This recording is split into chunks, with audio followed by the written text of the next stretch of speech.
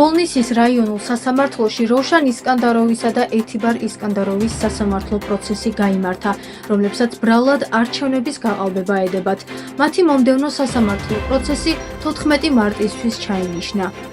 დღევანდელ სასამართლოს ხდომაზე როშან ისკანდაროვის და ეთიბარ ისკანდაროვის არსებითი სასამართლოს ხდომა მიმდინარეობს. დღეს ბრალდების მხარის მიერ დაკითხული იქნა მოწმე და ამავდროულად გადასინჯული იქნა ბრალდებულების მიმართ გამოყენებული ახლო ღონისძიება პატიმრობა. მიმდინარეობს მოწმეთა დაკითხვა, ჯერ კიდევ მიმდინარეობს. შემდეგი პროცესი ჩანიშნული არის 2025 წლის 14 მარტს.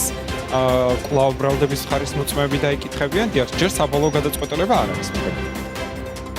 შეგახსენებთ, რომ 2024 წლის 26 ოქტომბერს საპარლამენტო არჩევნების დღეს სოციალურ ქსელში გავრცელდა ვიდეო კადრები, სადაც ჩანს, რომ მარნეულის მუნიციპალიტეტის საკრებულოს თავმჯდომარის მოადგილე როშან ისკანდაროვის სოფელ სადახლოს 69 საარჩევნო უბანზე დიდი რაოდენობით ბიულეტენებს ყრის საარჩევნო ყუთში.